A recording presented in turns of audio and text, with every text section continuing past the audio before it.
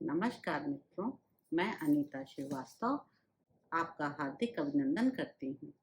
श्रीमद् वाल्मीकि रामायण में आज का प्रसंग है श्री राम द्वारा ताटका का वध। मुनि के ये उत्साह भरे वचन सुनकर दृढ़ता पूर्वक उत्तम व्रत का पालन करने वाले राजकुमार श्री राम ने हाथ जोड़कर उत्तर दिया। भगवान, अयोध्या में मेरे पिता महामना महाराज दशरथ ने अन्य गुरुजनों के बीच मुझे यह उपदेश दिया था कि बेटा, तुम पिता के कहने से पिता के वचनों का गौरव रखने के लिए कुशिक नंदन विश्वामित्र की आज्ञा का निशंक होकर पालन करना। अतः मैं पिताजी के उस उपदेश को सुनकर आप ब्रह्मवादी महात्मा की आज्ञा से ताटका वध संबंधी कार्य को उत्तम मानकर करूंगा, इसमें संदेह नहीं है। गौ ब्राह्मण तथा समूचे देश का हित करने के लिए मैं आप जैसे अनुपम प्रभावशाली महात्मा के आदेश का पालन करने को सब प्रकार से तैयार हूँ। ऐसा कहकर शत्रुदमन श्री राम ने धनुष के मध्य भाग में मुट्ठी बांधकर उसे जोर से पकड़ा और उसकी प्रत्यंचा पर तीव्र टंकार दी। उसकी आवाज से संपूर्ण दिशाएं गूंज उठी। उस शब्द से ताटका वन में रहने वाले समस्त प्राणी थर्रा उठे। ताटका भी उस टंकार घोष से पहले तो किंग कर्तव्य विमूढ़ हो उठी, परंतु फिर कुछ सोचकर अत्यंत क्रोध में भर गई। उस शब्द को सुनकर वह राक्षसी क्रोध से अचेत सी हो गई थी। उसे सुनते ही वह जहां से आवाज आई थी उसी दिशा की ओर रोषपूर्वक दौड़ी। उसके शरीर की ऊंचाई बहुत अधिक थी। उसकी मुखाकृति विकृत दिखाई देती थी। क्रोध में भरी हुई उस विकराल राक्षसी की ओर दृष्टिपात करके श्री राम ने लक्ष्मण से कहा, लक्ष्मण, देखो तो सही, इस यक्षिणी का शरीर कैसा दारुण एवं भयंकर है। इसके दर्शन मात्र से भीरु पुरुषों के हृदय विदीर्ण हो सकते हैं। माया बल से संपन्न होने के कारण यह अत्यंत दुर्जय हो रही है। देखो, मैं अभी इसके कान और नाक काटकर इसे पीछे लौटने को विवश किए देता हूँ।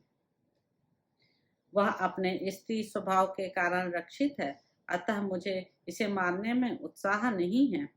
मेरा विचार यह है कि मैं इसके बल, पराक्रम तथा गमन शक्ति को नष्ट कर दूं।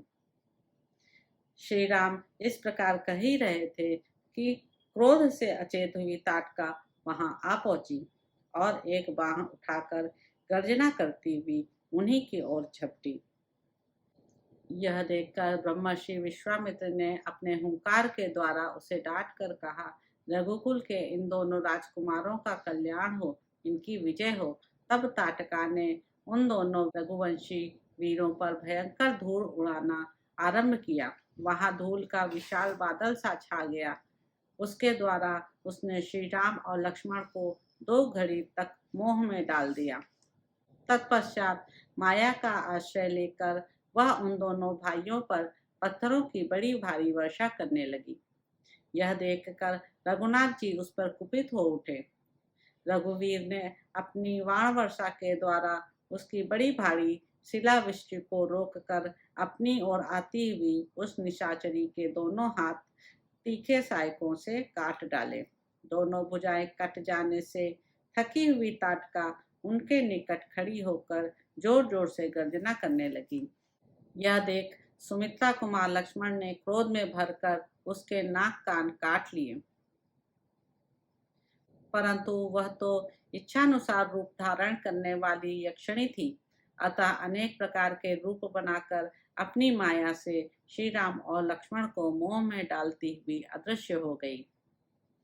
अब वह पत्थरों की भयंकर वर्षा करती हुई आकाश में विचरने लगी। श्री राम और लक्ष्मण पर चारों ओर से प्रस्तरों की वृष्टि होती देख तेजस्वी गादी नंदन विश्वामित्र ने इस प्रकार कहा, श्री राम, इसके ऊपर तुम्हारा दया करना व्यर्थ है। यह बड़ी पापनी और दुराचारणी है। सदा यज्ञों में विघ्न डाला करती है। यह अपनी माया से पुनः प्रबल हो उठे, इसके पहले ही इसे मार डालो। अभी संध्या काल आना चाहता है। इसके पहले ही यह कार्य हो जाना चाहिए, क्योंकि संध्या के समय राक्षस दुर्जय हो जाते हैं। विश्वामित्र जी के ऐसा कहने पर श्री राम ने शब्द वेदी बाण चलाने की शक्ति का परिचय देते हुए बाण मारकर प्रस्तरों की वर्षा करने वाली उस यक्षिणी को सब ओर से अवरुद्ध कर दिया। उनके बाण समूह से गिर जाने पर माया बल से युक्त वह यक्षिणी जोर जोर से गर्जना करती हुई श्री राम और लक्ष्मण के ऊपर टूट पड़ी। उसे चलाए हुए इंद्र के वज्र की भांति वेग से आती हुई श्री राम ने एक बाण मारकर उसकी छाती चीर डाली। तब ताटका पृथ्वी पर गिरी और मर गई। उस भयंकर राक्षसी को मारी गई देख देवराज इंद्र तथा देवताओं ने श्री राम को साधुवाद देते हुए उनकी सराहना की। उस समय सहस्त्र लोचन इंद्र तथा समस्त देवताओं ने अत्यंत प्रसन्न एवं हर्षोत्फुल्ल होकर विश्वामित्र से कहा, मुने, कुशिक नंदन, आपका कल्याण हो। आपने इस कार्य से इंद्र सहित संपूर्ण देवताओं को संतुष्ट किया है। अब रघुकुल तिलक श्री राम पर आप अपना स्नेह प्रकट कीजिए। ब्रह्मन प्रजापति कुशाश्व के अस्त्र रूपधारी पुत्रों को, जो सत्य पराक्रम तथा तपोबल से संपन्न हैं, श्री राम को समर्पित कीजिए। विप्रवर, ये आपके अस्त्रदान के सुयोग्य पात्र हैं तथा आपके अनुसरण में तत्पर रहते हैं। राजकुमार श्री राम के द्वारा देवताओं का महान कार्य संपन्न होने वाला है। ऐसा कहकर सभी देवता विश्वामित्र जी की प्रशंसा करते हुए प्रसन्नता पूर्वक आकाश मार्ग से चले गए। तत्पश्चात संध्या हो गई।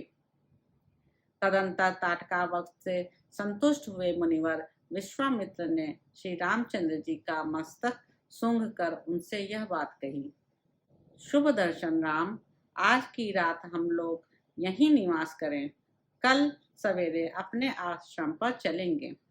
विश्वामित्र जी की यह बात सुनकर दशरथ कुमार श्री राम बड़े प्रसन्न हुए।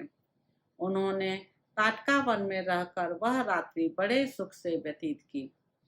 उसी दिन वह वन शाप मुक्त होकर रमणीय शोभा से संपन्न हो गया और चैत्र रथवन की भांति अपनी मनोहर छटा दिखाने लगा। यक्ष कन्या ताटका का वध करके श्री रामचंद्र जी देवताओं तथा सिद्ध समूहों की प्रशंसा के पात्र बन गए। उन्होंने प्रातः काल की प्रतीक्षा करते हुए विश्वामित्र जी के साथ ताटका वन में निवास किया। इस प्रकार मित्रों, बालकांड में निहित 26वां सर्ग यहाँ पर समाप्त होता है। आशा है आपको आनंद आ रहा होगा। यदि मुझसे किसी प्रकार की त्रुटि हो गई हो तो क्षमा प्रदान करने की कृपा करें। नमस्कार मित्र।